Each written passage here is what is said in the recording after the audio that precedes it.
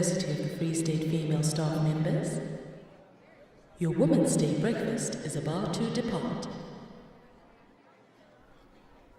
Please proceed to organizational development and employee well-being for boarding.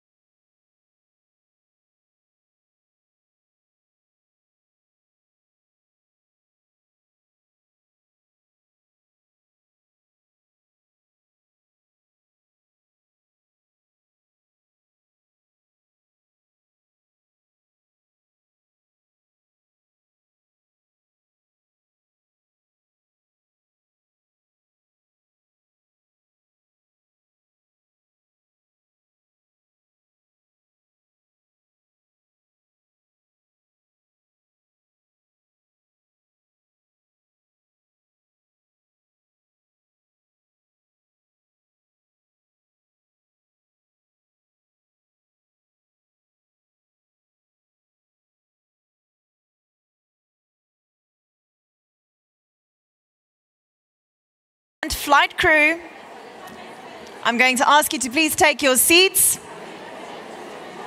I'm not going to be asking you chicken or beef. My economy class passengers, I see you. There we go. Good morning, economy class. Please feel welcome. To our priority boarded ladies or first class passengers, welcome. Thank you for being here. I like that. Let's get some energy going. I'm Yolanda Martins, and it is my absolute privilege to be your host this morning, or actually your travel guide. I've always wanted to be one. Today I get that opportunity to take you on this wonderful flight. It's flight UFS to Vision 130. Ladies, you have boarded, and in about 30 minutes, we will reach our approximate, what is the word I'm supposed to use? Let's just see. You see, that's why I didn't become a flight attendant. We will reach our traveling height. Let's go with that. In the next 30 minutes. However, our cabin crew are standing by to ensure your safety and comfort by handing each of you a lovely little snuggie blanket. Before we get to that, however, we have a birthday. Bernice Reiter, today is her 60th birthday. Ladies, let's make her feel very happy birthday.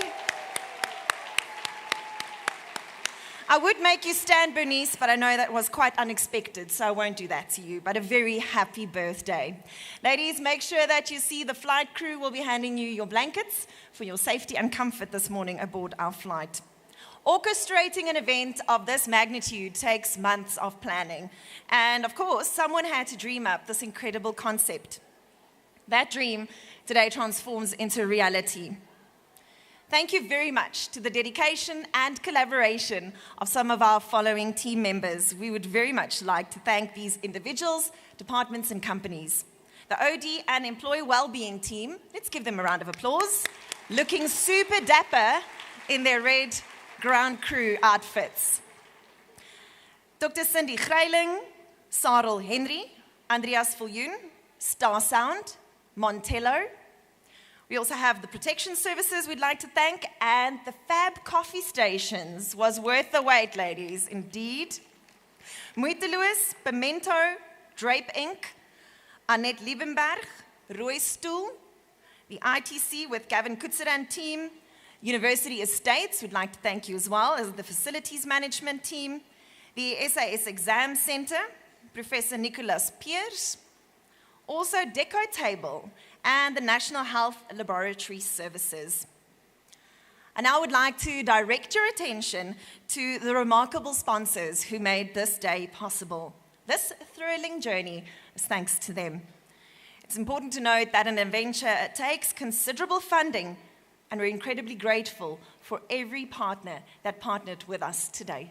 Please direct your attention to the screens.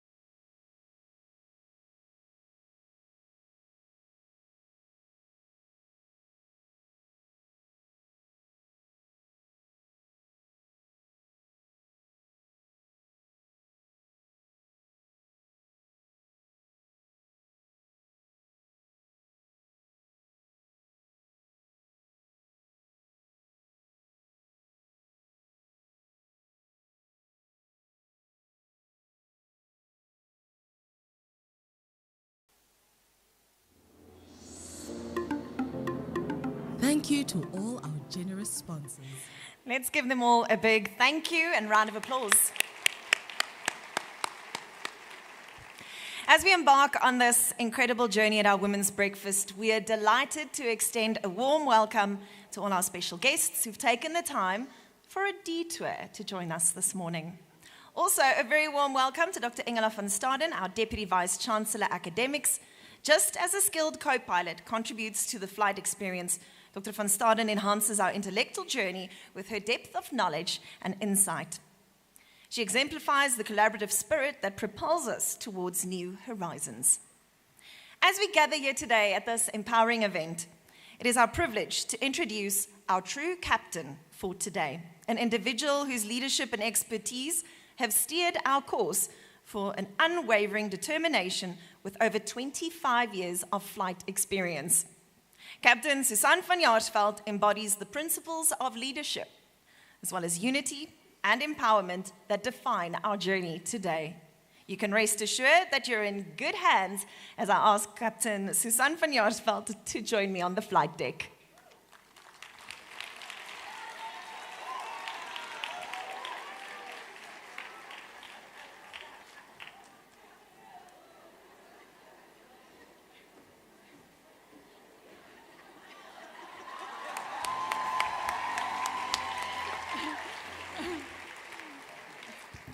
Good morning, and before we're going to start, with the procedures, I've told Yolanda, my co-pilot, to break a leg, but that actually meant have fun, so she took it literally. So good morning. Initially, I thought, we'll make like this. Good morning, ladies and gentlemen. Welcome on board Flight 2034 of HR Airlines. I'm Susan van Jaarsveld, and I'm going to be your pilot today. And with me is the first flight attendant, Beneline Kaas, and the rest of her team to ensure that everyone has a smooth and fulfilling journey abroad. Today, our flight will take us to Vision 130, a destination of growth, progress, and continuous improvement. The arrival time will be at 2034. But before we take off, I would like to assure you that your safety and comfort is our top priority. But maybe I must confess that this is my first time that I'll be a pilot.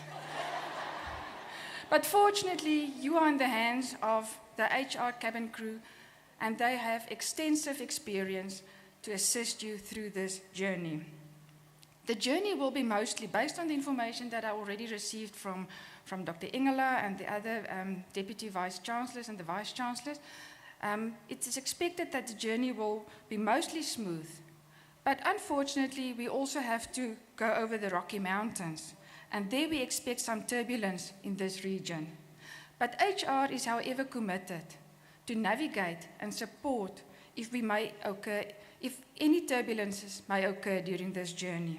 The HR team is also available to assist and support you if you experience any challenges during this journey, whether it's work-life balance, conflict resolution, or any other concern. But please don't contact us for bonuses. Embrace the journey, learn from every experience, and let this flight be the start of becoming the best version of yourself. On behalf of the entire crew, I want to request you to sit back, relax, and enjoy this flight with us. Thank you for choosing HR Airlines, and we're looking forward to see you on our first flights. Cabin crew, please prepare for taking off. Oh, please wait. I just received a message from the control tower. Professor Naidu didn't board in time, so he will not be here today. Thank you.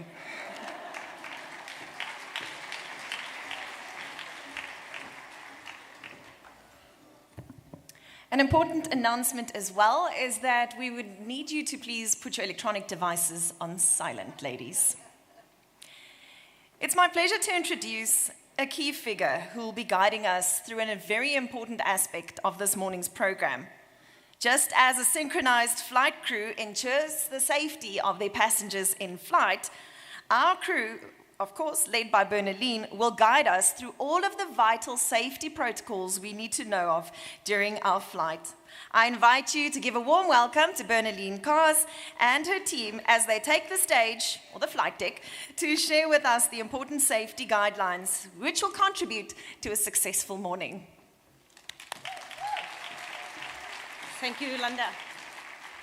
Dear passengers, welcome aboard UFS Vision 130. As we embark on this journey together, I want to emphasize that the well-being of both our passengers and our cabin crew is really our highest priority. We are dedicated to look after your well-being throughout this journey. It is a collective responsibility that we all share. Your safety is our top priority, so we ask you for your full attention during this brief but crucial announcement. Make sure your seatbelt is fastened. Just as we ensure that our seatbelts are securely fastened during a flight, it's equally important that we take a moment to fasten our support systems when it comes to our overall well-being. The university offers a range of support services to ensure your mental and emotional health and safety. Your goal, our goal, is to provide you with the necessary tools and resources to effectively lower your stress levels and elevate your overall quality of life. In the unlikely event of a sudden loss of cabin pressure, oxygen masks will automatically drop from the overhead compartments. Just like the oxygen mask in an airplane, it's crucial to prioritize your own well-being. Putting on your mask first before assisting others is a critical safety instruction. Taking care of yourself first allows you to be your best, both personally and professionally. We encourage all employees to understand the importance of self-care and sign up for our self-care workshop.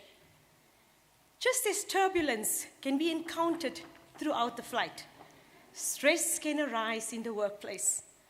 Our stress management program offers strategies and resources to help you effectively manage and cope with work-related stressors.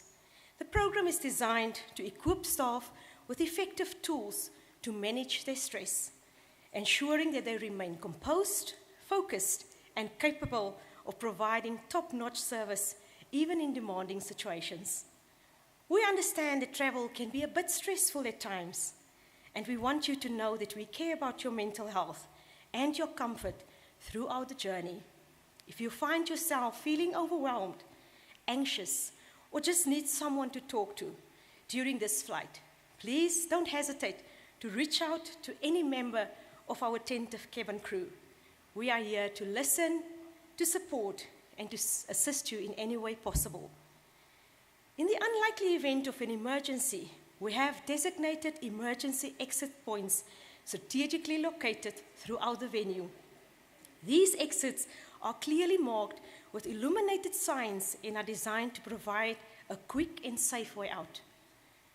To assist you in identifying these exit points, we have our dedicated employee well-being ambassadors stationed near each exit as they raise their hands. They are here to guide you and support you in case of any emergency. These ambassadors have been trained to respond swiftly and effectively, ensuring the well-being of all our attendees. While we wait for takeoff, please take a moment to review all the safety and well-being options on the bookmark right in front of you. Thank you, and enjoy the flight with us.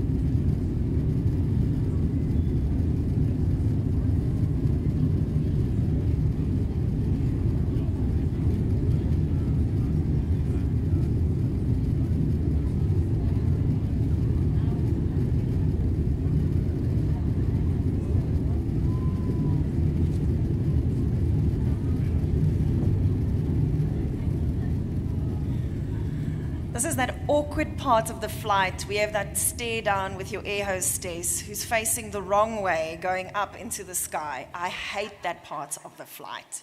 But ladies, you sure are in good hands. Let's give our cabin crew, who gave us our safety instructions, another round of applause.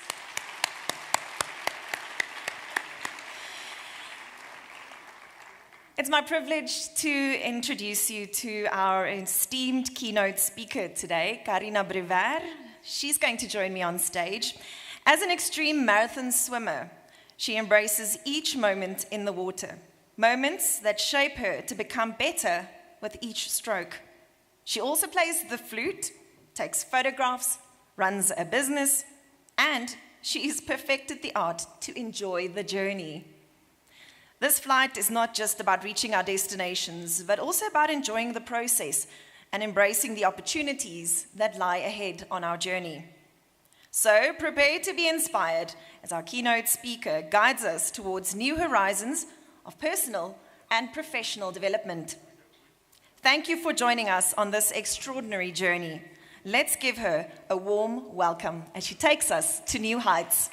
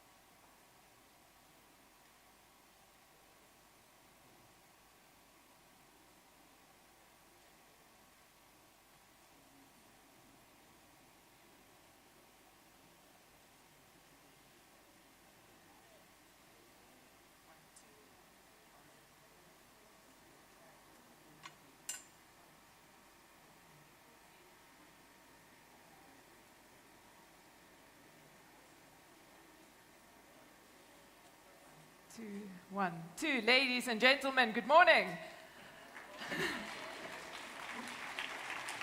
We might be experiencing some technical difficulties on this flight, but please rest assured that the crew is sorting it out as we speak. Gentlemen.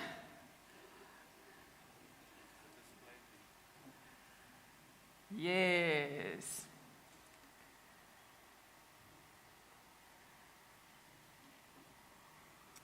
Our equipment is very important to us. We unfortunately cannot depart until we've got it all set up. But don't worry, it's a minor little glitch. And as your safety is of our utmost concern, you don't have to worry. We have served some snacks and breakfast in the meantime. I'm not sure. I'll have to check with the crew if you're allowed to tuck into that. Yes? Wonderful, wonderful. Captain, my captain, how are we doing here?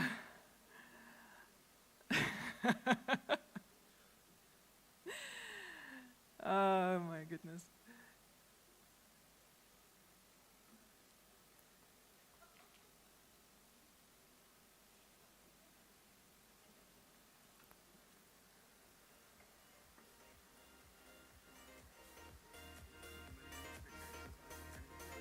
Yes. Okay, I'll help you.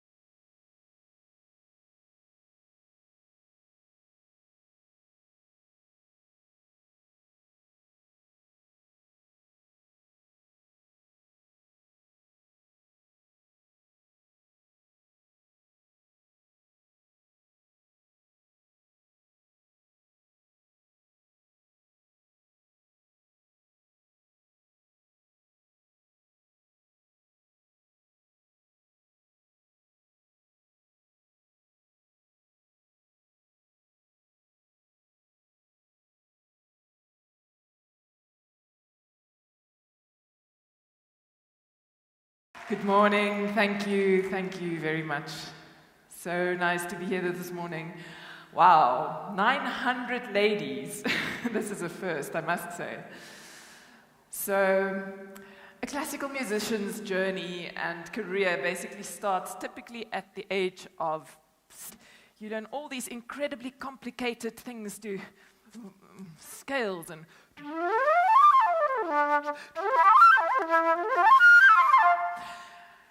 you don't have a normal life, you practice every day. So my journey was quite set out for me as a child. My career started at the age of 10 when I had my first little gig, and everything was clear. I was going to become a classical musician, play with the orchestra, perform to big audiences. I don't know, 900 people, but anyway. And when I was 21, I played the most important audition of my life. Now, I played many auditions at this stage. I'd won many competitions. I was like that girl, you know. But this audition was for the role of the principal flautist of the Cape Town Philharmonic Orchestra. This was my dream. This was my job. I was very lucky because the opportunity came so quickly. I was 21. This was perfect. I walked into that audition. Now, it was run by some very prominent people in the classical music industry and some of the senior members of the orchestra, the woodwind section and the string section. And I walked in, I was a bit young, but I played my Mozart like a champ.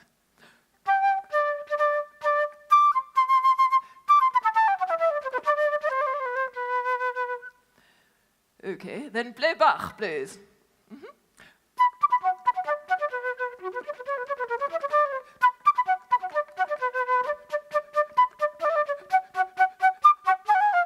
Then it even became a cell phone song. Right, but can you play something from the opera? Yeah.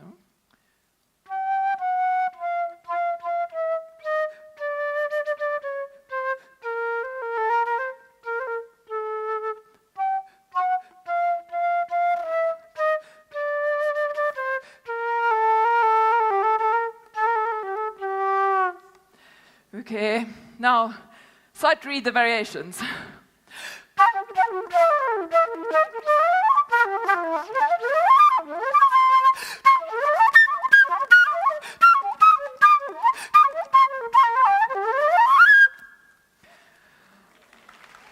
Thank you. It was a good audition. It was a brilliant audition, if I have to say so myself. I didn't get the job. My flatmate got the job, my best friend, who was 5 years my senior. I was not only heartbroken, I was going to be unemployed for the rest of my life. There's only one first flute position in the orchestra, and there's only one orchestra in Cape Town. Okay, there's a second flute position, but I don't play second flute. What was I going to do? I just spent 20 years of my life, 15 years of my life perfecting this instrument, practicing until it's perfect, until I realized perfect does not exist, and then you have to go to the next perfect, to the next perfect. Practicing scales, years and years to be able to sight read anything perfectly. Have you seen sheet music? I can read it all. And now what? I had my life in front of me, but it's all or nothing, and I had nothing. The existential crisis was real. One day I was driving in my car, and I switched on the radio, lamenting my jobless future. And there was a song, and I'd always been very connected to instrumental music, of course. I loved the voice, but I can't sing very well. But the instrumental music, which I always wanted to sound as much as possible, close as possible to the voice, but the flute, you know, it's so golden. And then I heard something on the radio, and it wasn't a voice. It was an instrument. But it was a bit foreign. I'd never heard this instrument before. But it wasn't a voice, it wasn't a piano. What was this? All I knew is that this instrument pierced my soul. If my heart had a sound, this would be it. And I listened, and I honestly could not define this instrument. And at the end of this song, the presenter introduced the artist. It was Carlos Santana. And he played the electric guitar. And I thought, what is this thing, the electric guitar? What is it, and how do you play it? What have I been doing all my life with this instrument? I don't even like the flute. I like the electric guitar. I want to be Carlos Santana. Oh my goodness.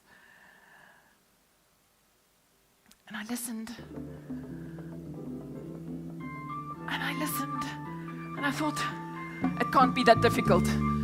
I went to the guitar store and I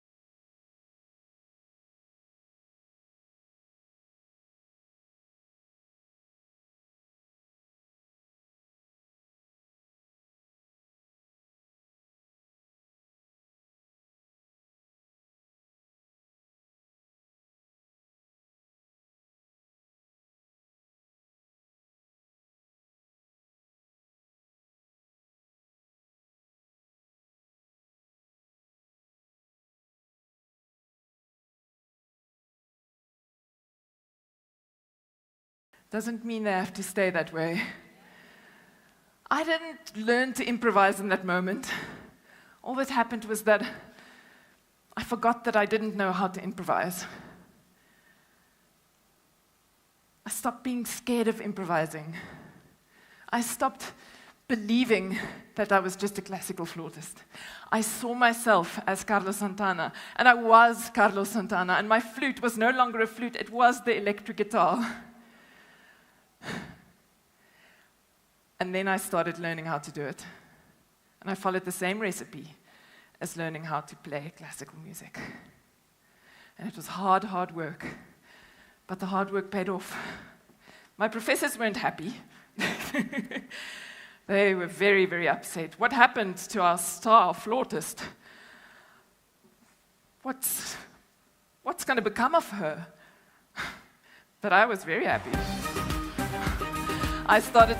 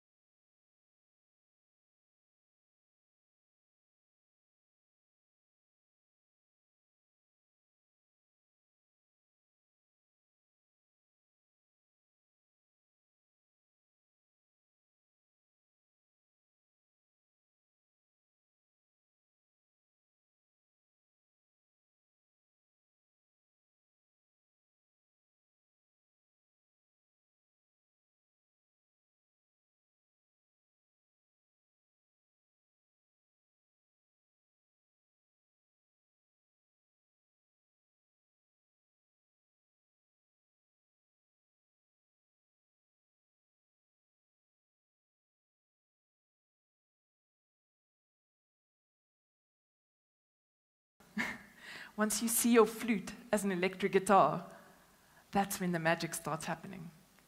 And it's as easy as a switch.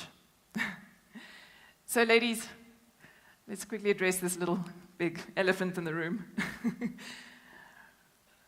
What can a flautist like me teach you on this platform?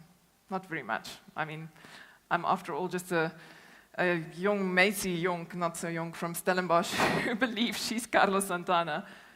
I actually believe I'm Carlos Santana, I do. But maybe all I can do today is remind you that each of us has a Carlos in us. We all share very similar dreams and hopes and aspirations and psychological needs, really. We want to grow. We want to be relevant. We want to have connection. We want to be happy. We want to be free from pain. And the Carlos in you represents the growth that you want. It represents the being better that you want. So I want to ask you today, what is your Carlos? And don't tell me there's nothing. Even the happiest and the most accomplished amongst us want to grow. We want something. We all have something that we're striving for. That's what being human is all about. So I'd really like to know. Why don't you guys shout it out? At the count of 3, shout out. What is it? Is it a relationship? Is it something in your work? Is it something that you're an adventure? Do you want to swim the English Channel? I'm going to count to 3. Shout it out as loud as you can. 1, 2, 3. Amazing! You guys actually did it. Do it again. I want to hear. I couldn't make it out. Come on. 1, 2, 3. What is it? What's your Carlos? Fantastic. Okay. So how's that going for you? Is it all going swimmingly? Is it easy? Are you getting there? Are you off to the next thing? Not quite? Okay. Have you even started? Not so sure. Okay. So perhaps there's something that's slowing you down a little bit or something that's stopping you. What is that thing? So I'd like you to hold that thought. because I'm going to take you back in time to the early 80s.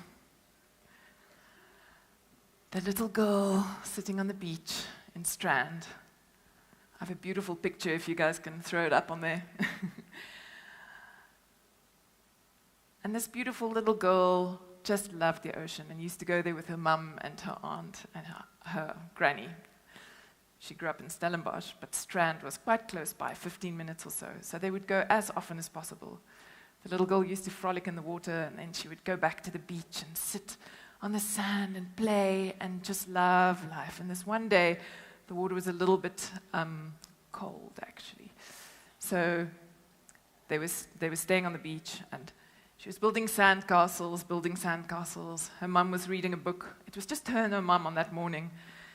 And she was getting a little bored with her sandcastles, and she started looking up and daydreaming, looking back down at her sandcastle and looking up, and suddenly she saw something in the distance.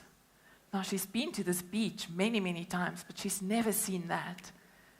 And she looked down and she looked up and she said, "Mom, Mama, Mom, look, look." Her mum said, "What? What are you pointing at?" "Look," it was a very clear day. "Look, look, look on the other side, Mum. That's another country.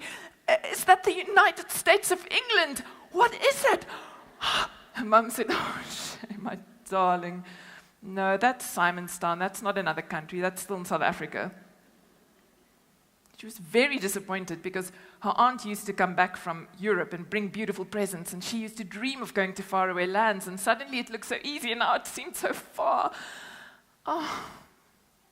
She looked back down at the sandcastles and started thinking and dreaming, and then she looked back up and said, "Oh, that's okay. That's fantastic. We can swim there, Mum. We can swim to Simonstown." And her mum said,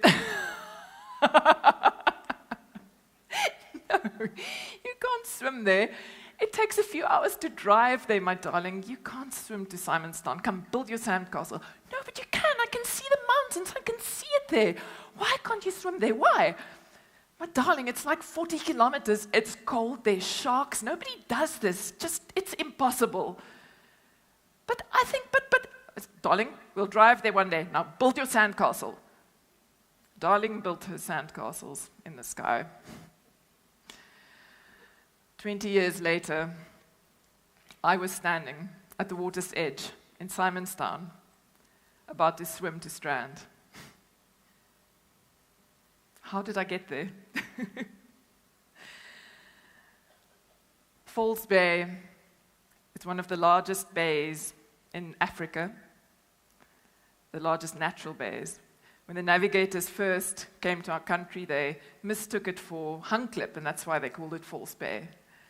It's known for its currents, its unpredictable winds, its often icy temperatures, and, well, the wildlife.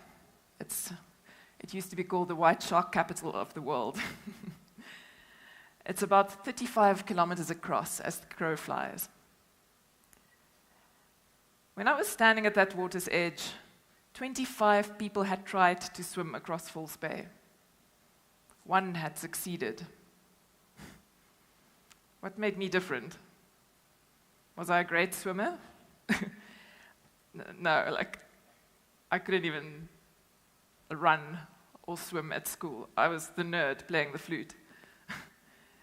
But I started loving swimming, and I started approaching it with the same vigor that I approached my flute. So, yes, I became a good swimmer. Was I fearless? No.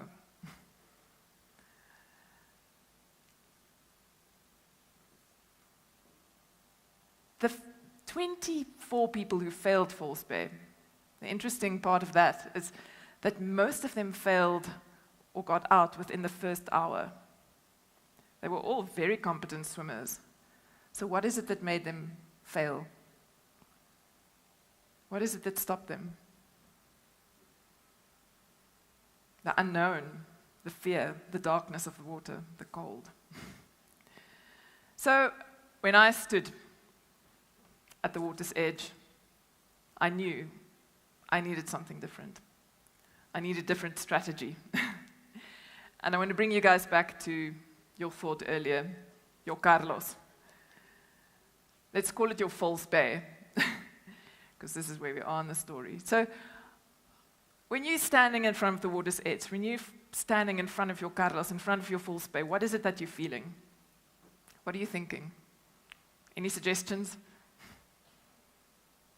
What if it doesn't work out?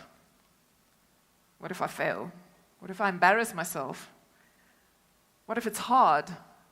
What if it's painful?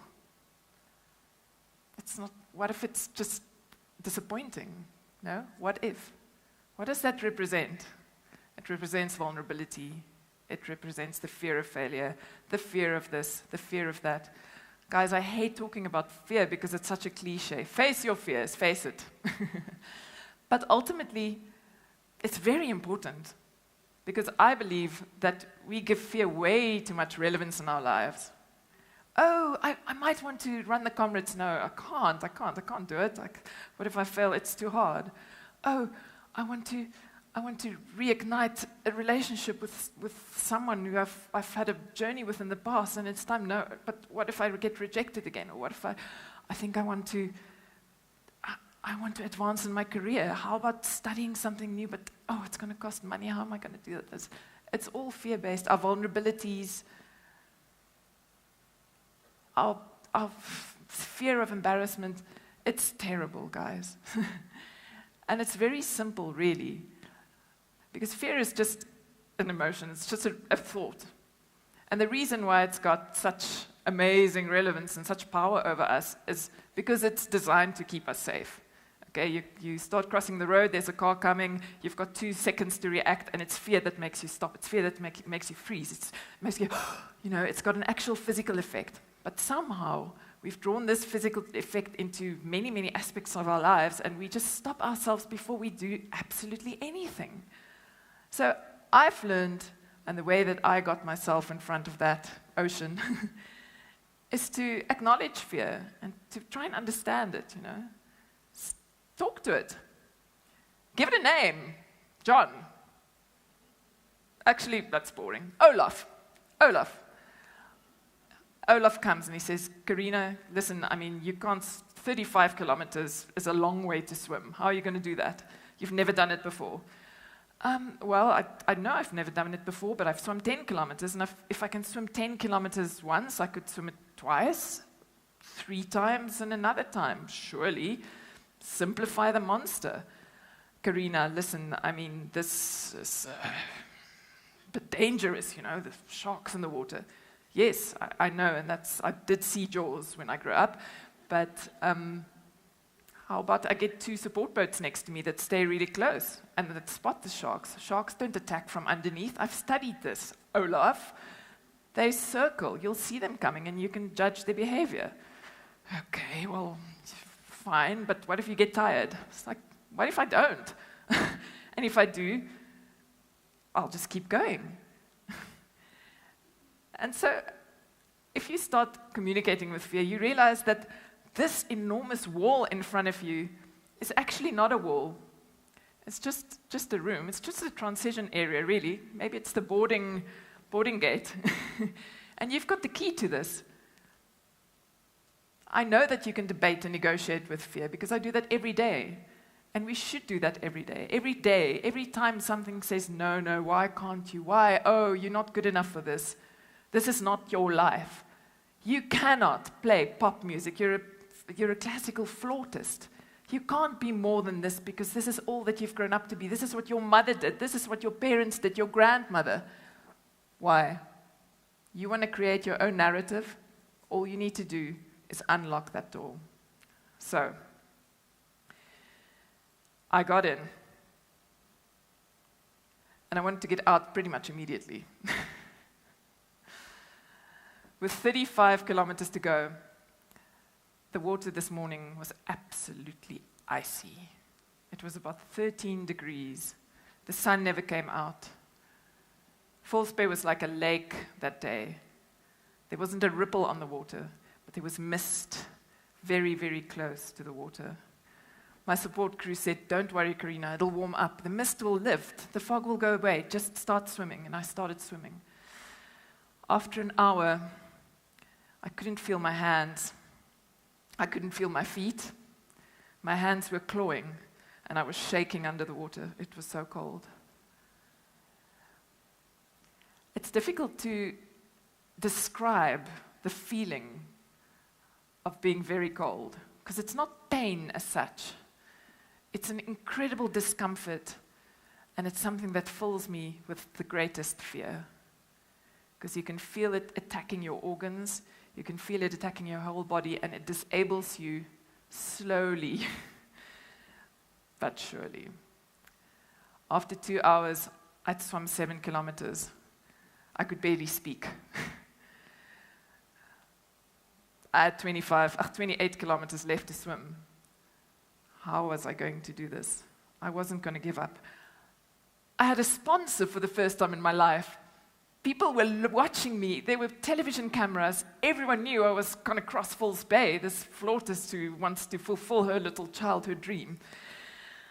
But it was incredibly, incredibly painful, uncomfortable, and really, really hard. After 3 hours, I decided I'm going to have to just embrace this. This pain, this cold, is just another thing. It's just like a thought, isn't it? It's just like the boat that I can see, the people when I'm breathing, they're objects. It's like the mountains far away that I saw when I was a little girl. It's just another thing. This pain, Olaf, it's going to be okay. And I kept on swimming. All you need to do is keep on lifting your arms forward and forward. Looking like this now, I could hardly believe that I was still moving forward because, my style is quite important to me. Technique is everything, and I was swimming like this. But 4 hours went past, and I was making progress. People on the boat were looking very worried. And then suddenly,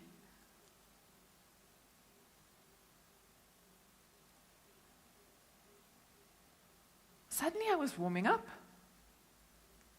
I was feeling fantastic. And the paddle that I saw from the boat next to me grew a face. There was this cartoon movie, The Shark Tale, and this little paddle became the little shark's face, and it was so cute. And there was music in my head. I'm sure it was Carlos Santana. And I was jiving, and I was feeling good. I was going fast, and I got warm. My body actually started warming up, and I thought, what's going on here? The fog hasn't lifted anything, but I'll take it, baby. And I warmed up, and soon enough, I started taking off all my clothes. I wanted my cap off, I wanted my goggles off, my costume, but I couldn't quite grip anything because at this stage I was really not in control. And all I can say that it was wonderful. The water was magical. It was beautiful. It's my happy place. And I swam, and suddenly I couldn't believe it. But I saw my grandmother on the beach.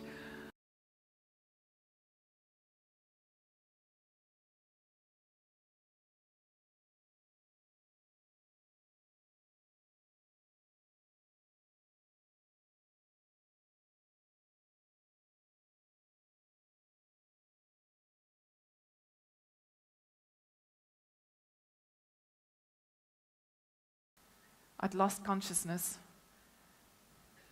and I was pulled onto the boat. My dream was over. I don't know how long I was unconscious for, and I don't know what they did. These days, they're pretty good at handling hypothermia, but those days, it wasn't a science at all. They threw socks and blankets and people on me. They gave me brandy, and they prayed. And I did wake up. But for a long time, I wished I didn't, because that failure, ladies, is the materialization of that fear, which I so happily conquered.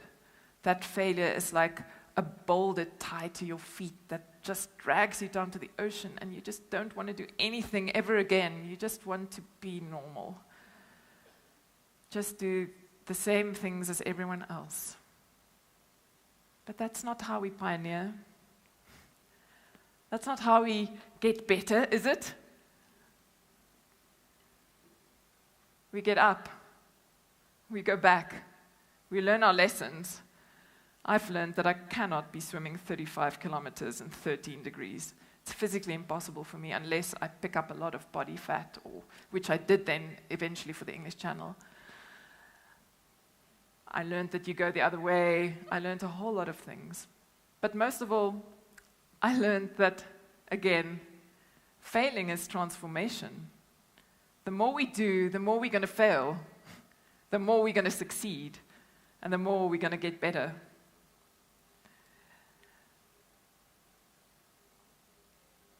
It took me 10 hours and 58 minutes, plus a year, to swim across False Bay. And the feeling of elation was pretty special. Oh, thank you. There wasn't anyone to clap for me then, so thanks. That feeling of elation, that feeling of accomplishment was made extra special because by failing, it had become impossible. And by going back, I showed myself and the world that persisting is golden. If I'd stopped, I would have missed out on a whole lot of excitement.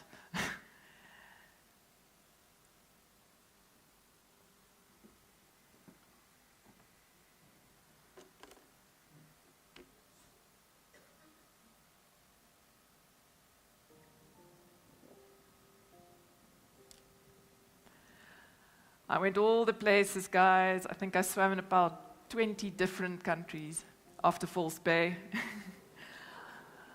I got invited to do big events, to be sort of the celebrity ambassador, play my flute. It was fantastic. It was also interesting because there's something called the arrival syndrome, that every time you do something and you achieve something, you go, okay, what's next? I did the Channel, Gibraltar Straits. I swam from Spain to Africa, across the Messina Straits, from Italy to France, triple countries. Amazing stuff.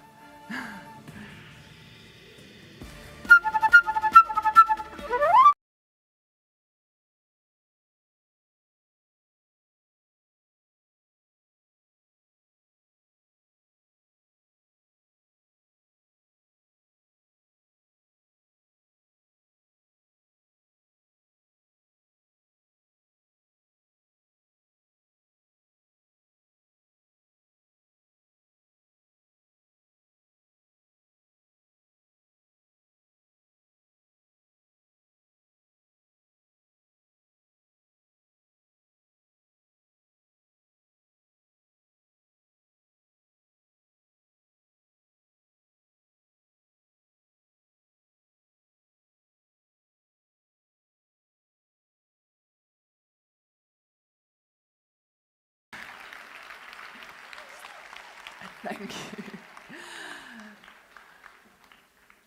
Gotta have a little bit of a heroic flute performance, right? However, ladies, I didn't come here to talk about my victories and my records and my most amazing swims. These things do not define us. It's those moments spent alone, cold, relentlessly fighting the current, fighting our own demons. Those are the moments that make us better. Those are the journeys through which we grow and through which we become better people for ourselves and the people around us. So I want to take you back slightly to a time that we would all like to forget, and it's called 2020, when the world stopped. At this stage, I'd built up my business, I'd built up my band to be quite a big, mini little SME industry. I had an agency running, 6 people working for me, big office. But what happened? The stages disappeared. Music was annihilated. There was no more theater. There was no more performance. Our industry collapsed overnight. And the new normal did not include us at all. And we waited, and we waited, and we waited. But nothing happened. I put my flute away. I had to close my office. Colleagues had to sell their instruments. Companies had to sell their gear to just put food on the table. The government did very little for us, in fact, next to nothing. And we were like orphans of COVID. It was heart-wrenching, but I couldn't sit and watch this for much longer. I decided I had to take control of the situation for myself. I had 3 children to feed. What do you do in a crisis? After you've mourned. Sometimes there's no time for mourning. But you look at what's in your hand. You look at what you do have, right? And I looked and I thought, what is it that I've got? I mean, I'm an entrepreneur. I've built up a couple of businesses. I've got a flute. Oh, nah, that's useless. I've got my electric guitar. No, sorry. Actually, yes, I'm Carlos. I'm Carlos. I can be anything. What was people doing instead of listening to concerts and going to events like this? We couldn't do this, but surely there was going to be an alternative. We have to keep going, we have to keep going. And what did they do? Live streaming. We're being live streamed today, I believe. Quite cool. It's lasted. So I thought, fine, I'll use all my connections. I know people. I've got so many clients. I'm going to start a live streaming business. And I did that night. I built a website. I did a little bit of SEO. And the next day, I had a live streaming business. And I made sure that people would find it. And I started working day and night, the same attitude that you use as a classical musician. You're never there, always one more thing, never perfect, more. And then it started working. And I got some inquiries. And I thought, uh-oh, I don't know how to live stream. I've got 5 inquiries coming in, people wanting to book live streaming services. I'm saying, yeah, fine, we can do it. Of course, here's your quote, but how am I going to put this together? If ever the 6 steps of separation would work, please may it work for me right now. And I started making some calls. And I started making more calls. And the people I phoned said, well, we don't know how to live stream, or we're not interested in this and this and that. But luckily, number 6, Michael Isaacs, thank goodness, knew how to live stream. And 3 days later, we did our first job, and it was amazing. And then we decided, no, we're going to go full on with this. This is going to be the future. 3 years, you know. And so we bought equipment, and we got crew in and everything, but it suddenly went very quiet when South Africa realized that the lockdown wasn't going to be only 3 weeks. It was going to be a bit more permanent than that. And suddenly events weren't happening, and we were connecting with our corporate clients, our networking. Come, guys, our mailing list. Guys, we're here. You know us. You know that we only offer quality service. And cool, we'll call you when the pandemic is over. No. This is our pandemic offering. Please. Yeah, but we're Zooming from home. So we said, no, but you don't have to Zoom from home. You can do amazing things. We can be creative. We're Zooming from home. So we just spent about 300,000 on this whole rig, and nothing much was coming in. But after a couple of months, business started booming. So I guess the hard work paid off. But it wasn't the events that we were envisioning. It wasn't the corporates. It wasn't the sports events or the presentations. Can you guess what it was? Funerals. So we started live streaming one funeral after another. I would send the guys, and I would sit at home and monitor what's going on here. I would get the calls. We can't see. I'm like, oh my gosh, I feel so bad, but don't know what to say because I don't know how to live stream. Kidding. I was a good customer service person. And then when the client wanted something a little bit extra, I would go, because I had some camera background, and they would want a mobile camera, and then I would be the one to offer that service. And then one day the lady said, listen, you can just stand in front of the church at the entrance, and please catch the guests as they come in, because we want the people at home to see them. So I said, fine, yes, I'll stand there, and I'll stand there and stand there. I've got Michael here to the left on comms, and he says, no, move a little bit to the left, the coffin's coming. So I said, oh, okay, fine, yeah. So there came the coffin. That's okay. Coffin came in, and then they opened the coffin. And it was parked right here, very close to me, sort of less than a meter. And now I'm standing here with my camera, can't move, keep the frame still, and the coffin is here next to me. And I thought, now what? Now what? Do I look? I mean, I know, I'm not going to look. Anyway, and then the family of the gentleman entered, and they stood to my left. And they started crying very loudly, understandably. And this really upset me, and I couldn't.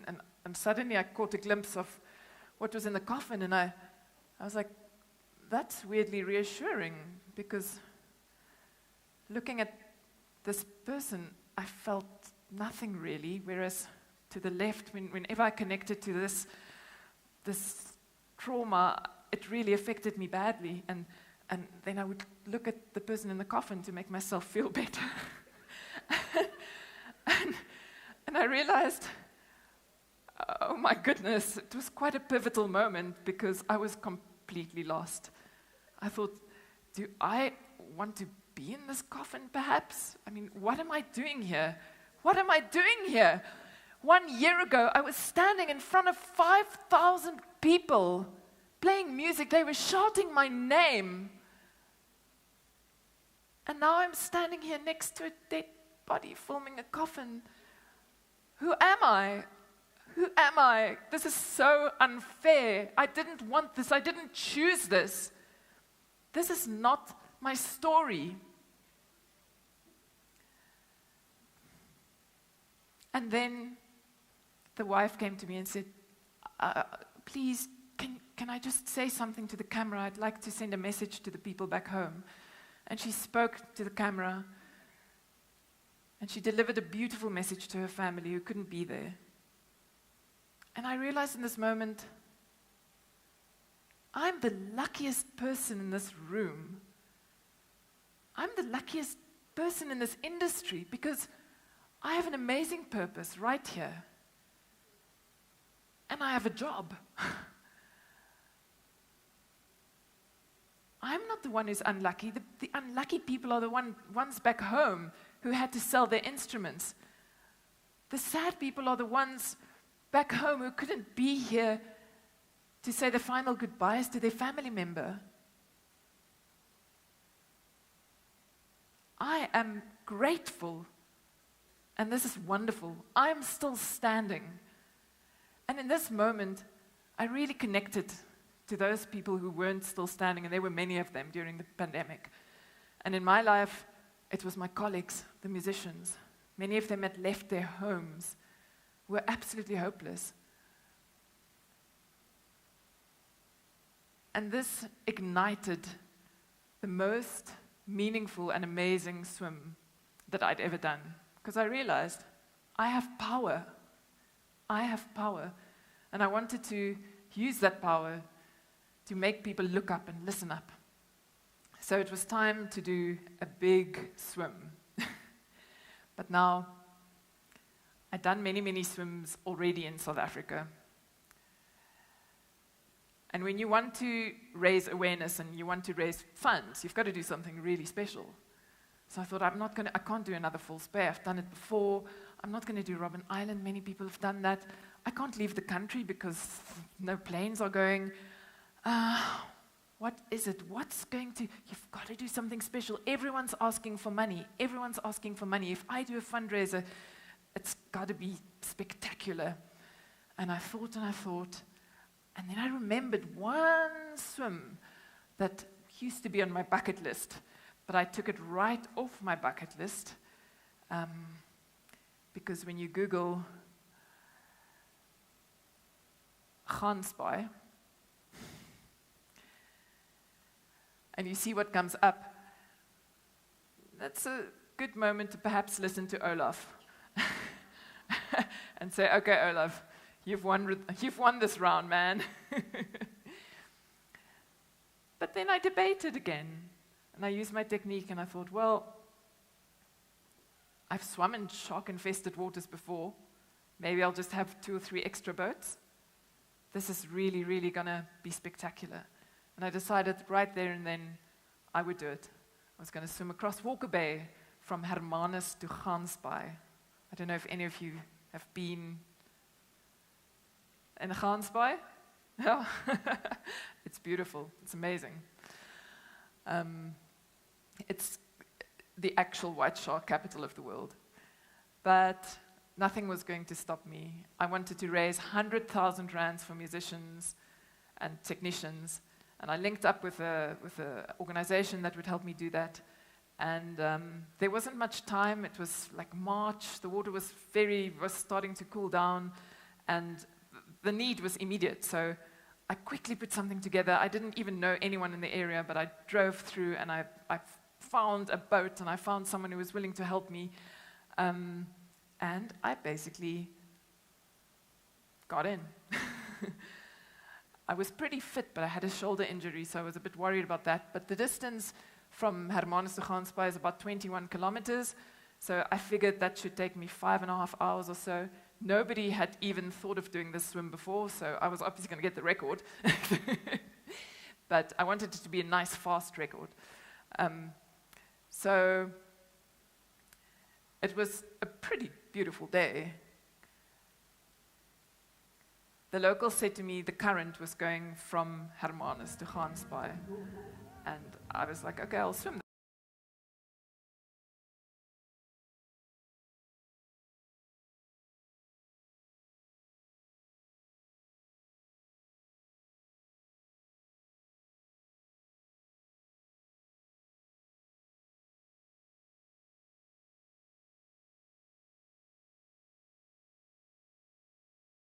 In fact, it made me cry.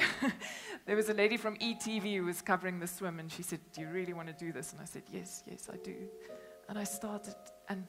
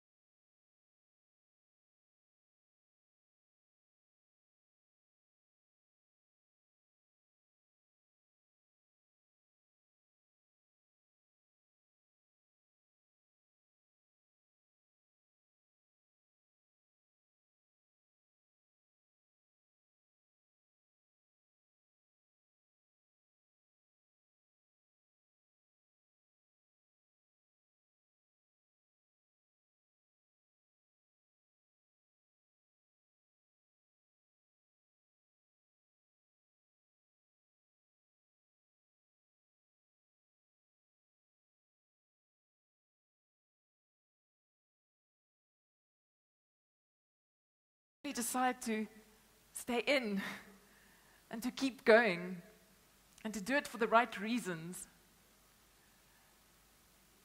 and to change your relationship with that pain that it's going to take, because nothing that's significant comes without pain. And ladies, you can swim against the current too. Because you can do anything when you write your own narrative. And I know that you're ready to swim against the current because you've got your Carlos and you've got your Volspe. And that's what it is, going against the current. And ladies, you must. You must swim against the current. Because that is where we grow. That's where transformation lies. That's how we become better for ourselves and for those around us. Thank you so much for having me today.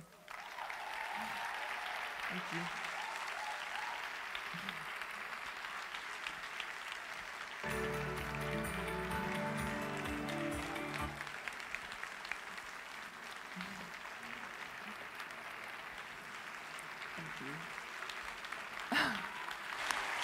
Ladies, wow. Carlos Santana. Thank you. You are actually the biggest audience I've ever spoken to, so thank you for that. Can I take a little video, hey?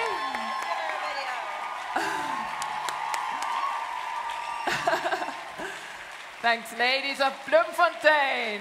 What a beautiful event. Yeah. Well done to all the amazing organizers. I must say, I haven't been to an amazingly, enormously creative event like this in a long time. So go Bloem! Please don't leave your beautiful instrument. You don't want to try it? No, thank you. Attention all passengers, we've reached our cruising altitude. Let's give Carina another round of applause.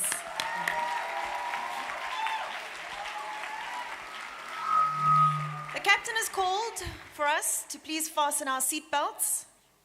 We are expecting some turbulence up ahead. Cloud formation looks like 3 tons of fun. 3 tons of fun? What is going on?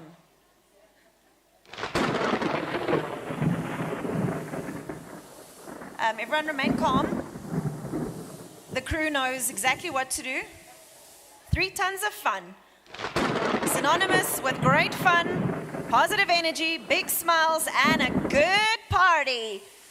The group was formed in 2007 when there was a realization that it was time for real women to show off their sexiness and incredible voices and show the world that not only slender women can be sultry and seductive.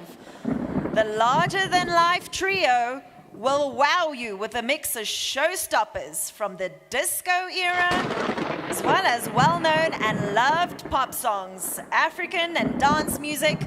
Ladies, it's 3 tons of fun!